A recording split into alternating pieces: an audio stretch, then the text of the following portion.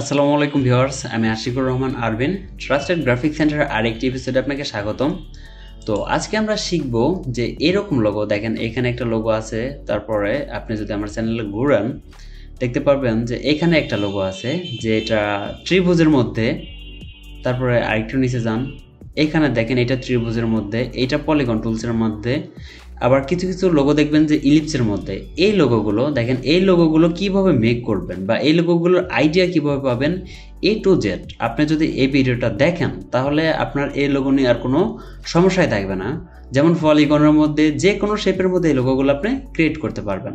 তো সম্পূর্ণ ভিডিওটা দেখবেন, এটা আপনাদের কাছে অনুরোধ। তাহলে চলুন দেরি না করে শুরু করা যাক আজকে টিউটোরিয়াল। তো আমি চলে যাচ্ছি ইলাস্ট্রেটর। ফার্স্ট একটা ডকুমেন্ট ক্রিয়েট করছি, এটা 2000 বাই 2000 পিক্সেলে থাকলো, আর্টবোর্ড একটা, নো ব্লিড এবং কালার মোড RGB গ্রেড। তো ফার্স্ট আমরা একটা ডকুমেন্ট ক্রিয়েট করে নিলাম। এবার হলো আজকে যে আমরা লোগোটা ডিজাইন করব সেটা ইলিপসের মাধ্যমে। এটা যে কোনো আপনি এখান থেকে যে কোনো শেপের মাধ্যমে করেন, শুধু আপনার নিয়ম কিন্তু একটাই। এই নিয়ম ফলো করলে আপনি যে কোনো লোগো মেক করতে পারবেন। তো এখান থেকে আমি ইলিপস টুলটা নিলাম, শিফট এবং অল্টার প্রেস করে একটা ইলিপস নিলাম, এটা অ্যালাইন সেন্টার করে দেই। এবার হচ্ছে এটা ফিল কালারটা বন্ধ থাকবে, এটা শুধু স্ট্রোকে করব এবং স্ট্রোকের ভ্যালুটা এখান থেকে বাড়াই দেই, এটার স্ট্রোক আরও বাড়াবো। এখান থেকে একটা প্রবলেম যে স্ট্রোক লাইনটা ভিতরে না দিয়ে বাইরে দিয়ে আছে, তো এটা কি করবেন, স্ট্রোকে ক্লিক করেন, এখান থেকে এটা চেক করে দেন, তাহলে এটা মাঝখান দিয়ে স্ট্রোকের অপশনটা দেখাবে। লাইক এটার ভ্যালু আমি করে দিচ্ছি 80, এন্টার। দেখেন এইখানে হলো কি করলাম, একটা ইলিপস নিলাম যেটার স্ট্রোকের ভ্যালুটা দিলাম হলো 80।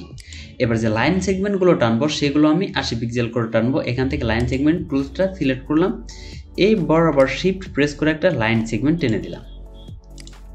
এবার এটা একটু সাইডে করে দিই, অল্টার প্রেস করে আর একটা লাইন সেগমেন্ট দিই। এবার এই দুইটা সিলেক্ট করেন, অল্টার প্রেস করে এই দুইটাকে এই সাইডে দিয়ে দিই, এই দুইটা একটু অ্যালাইন করে দিই লাইক এরকম। এইবার হলো এইখান থেকে লাইন সেগমেন্টটা এটার মিডল বরাবর, ইলিপসের মিডল বরাবর আর একটা লাইন সেগমেন্ট আমি মেক করে দিচ্ছি লাইক এরকম। এবার দেখেন, এবার হলো আপনাকে বুঝতে হবে যে আমি কেন এই লাইন সেগমেন্টগুলো এইখান দিয়ে দিলাম বা আমি কি লেটারগুলো লিখতে চাই। এখানে মূলত আমি যে লেটারটা লিখবো সেটা হলো, এখানে হবে A, এখানে হবে R, এখানে হবে A। তাহলে কিভাবে হবে দেখেন, সেটা এখন একটু বোঝা ট্রাই করেন যে কিভাবে লেটারগুলো হতে পারে। তো এটা ডিলিট করে দেই, এটা একটু স্পেসটা বাড়াই দেই, এই দুটো সিলেক্ট করে এবার অল্টার প্রেস করে এই সাইডে দিয়ে দিই। এইবার দেখেন, এবার একটু ভালো করে বোঝা ট্রাই করেন, এটার সেন্টার পয়েন্ট এইখানে।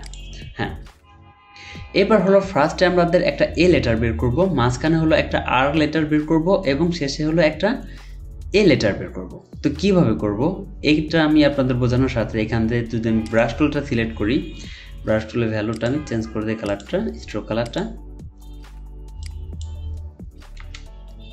এটা আমি 80 দিয়ে দিই, সরি বেশি হয়ে গেছে 20।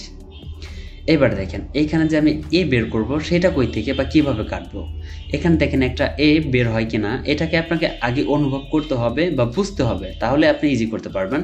এই লাইনগুলো টেনেছি আমার একটা নির্দিষ্ট অর্থ আছে। দেখুন এইখানে যদি আমি এখান থেকে কেটে দিই, এইখান থেকে শুরু করি, এই বরাবর আসি, এই বরাবর চলে যায়, এইখানে কিন্তু আমরা একটা A পেয়ে গেলাম, দেখতে পারছেন এখানে একটা A কিন্তু পেয়ে গেলাম। এবং এটা থেকে এটার স্পেস দেওয়ার কারণ আমার A থেকে এটার মাঝখানে যে স্পেসটা হবে সেইটুকু এটা আমি এখানে দিয়ে দিয়েছি, যেখানে স্পেস যতটুকু থাকবে অতটুকু হলো আপনার একটা লেটার থেকে আরেকটা ক্যারেক্টার স্পেস হবে।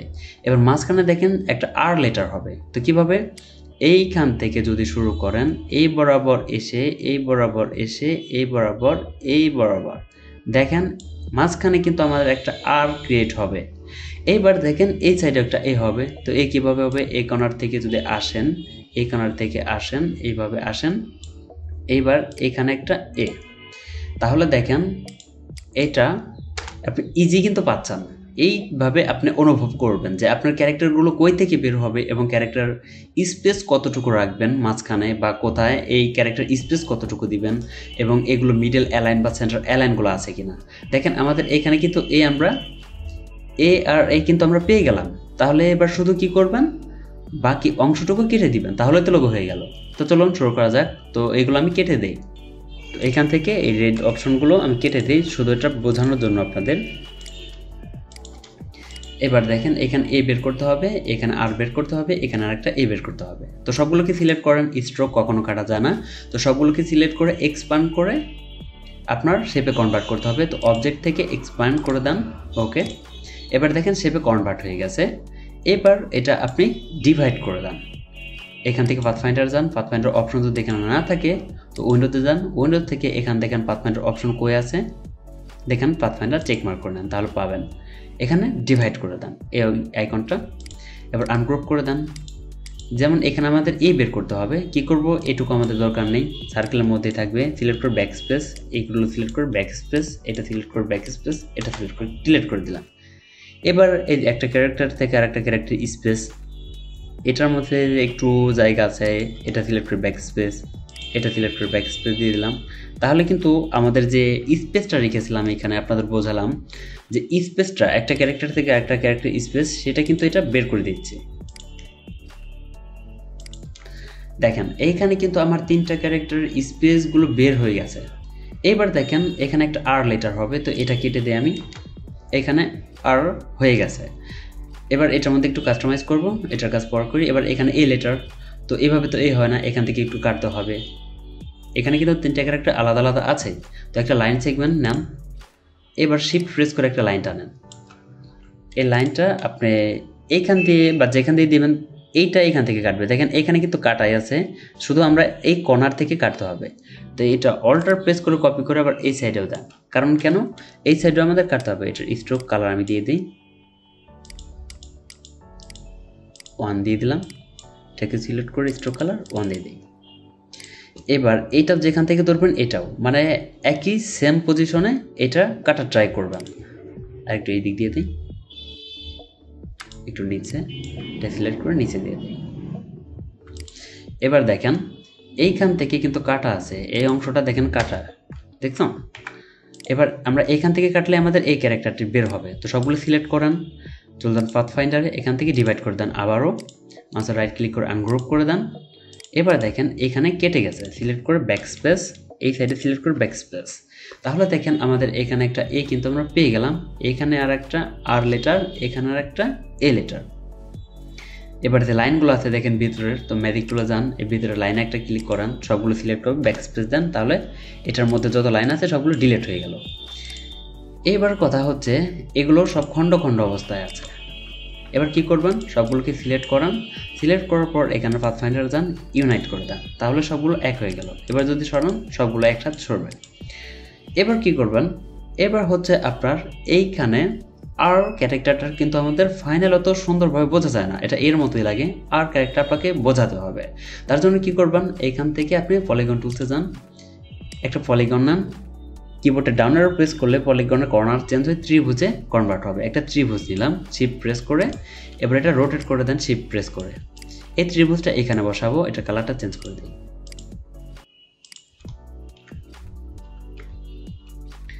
শিফট এবং অল্টারে ত্রিভুজটা ছোট করে দেই এইখানে। এটার মিডল বরাবর রেখে এখানে একটা ত্রিভুজ আমি বসিয়ে দেব, লাইক এইরকম একটা ত্রিভুজ আমি বসিয়ে দিলাম। আরেকটা ছোট করে দিই কর্নারটা, এরকম একটা ত্রিভুজ। এখন দেখেন এটা আর এর মতো বোঝা যাচ্ছে, এখান থেকে এটা আর হয়েছে। তো কি করবেন, এটা একটু, এবার এটা সিলেক্ট করে শিফট প্রেস করে এটা সিলেক্ট করান, তাহলে এখান থেকে দুইটা সিলেক্ট হলো। এবার পাথফাইন্ডার অপশনে গিয়ে ডিভাইড করে দেন, আনগ্রুপ করান। এবার বাড়তি অংশটুকু সিলেক্ট করে ব্যাক স্পেস, তাহলে দেখেন আমাদের আর লেটার হয়ে গেল। এই কর্নারগুলো একটু রাউন্ড করে দেন, যে সিলেকশন টুলসে যান, এখানে সিলেক্ট করেন, এই ডট টেনে দিলে একটু রাউন্ড হবে, এখানে ক্লিক করে ডটটা টেনে দেন, তাহলে একটু রাউন্ড হবে। এবার দেখাম, এটা তো জুম করেন, এই ডটগুলো আপনি টেনে একটু রাউন্ডও করে দিতে পারেন চাইলে, লাইক একটু রাউন্ড করে দেই, এটা সিলেক্ট করে আর একটু রাউন্ড করে দিই। এখন দেখেন যে এইখানে যে আমাদের আর লেটারটা, এটাও কিন্তু বোঝা যাচ্ছে। আচ্ছা এটা আমি একটু স্মুথ করে দেই, এরকম। এবার দেখেন আমাদের এখানে কিন্তু এই লেটারটা আমরা পাইলাম, এবার মাঝখানে আর লেটারটা পাওয়া গেল এবং এই সাইডে এই লেটারটাও বের হয়ে আসলো। তাহলে আপনাকে খুঁজতে হবে বা বুঝতে হবে এই লাইন সেগমেন্টগুলো কোথা দিয়ে বসালে আপনার লেটারগুলো হচ্ছে, এটা আপনাকে মাথায় রাখতে হবে। তাহলে এটার মধ্যে এবার কালার অ্যাপ্লাই করে দিই, সবগুলোকে সিলেক্ট করলাম, কন্ট্রোল জি দিয়ে এটা গ্রুপ করে নিলাম। এবার হচ্ছে এটার মধ্যে আপনি যে কালার অ্যাপ্লাই করবেন সেটা শুধু বসিয়ে দিবেন। সবগুলোকে সিলেক্ট করে একবার মার্জ করে নেই, এখান থেকে একটা লাইনের মতো দেখাচ্ছে, এটা মার্জ করে দেন, লাইনটা উঠে গেল। এবার সবগুলোকে সিলেক্ট করেন, সিলেক্ট করার পর এখান থেকে যে কোনো একটা কালার দিয়ে দেন। এবার কালার সবগুলোর মধ্যে বসে গেলে আনগ্রুপ করেন, এটা মাঝখানে অংশগুলো কেটে দেন, কন্ট্রোল জি। তাহলে কিন্তু দেখেন আমরা কিন্তু ইজিলি একটা লোগো মেক করতে পারছি। এটা সার্কেল দিয়ে দিই, শিফট এক্স।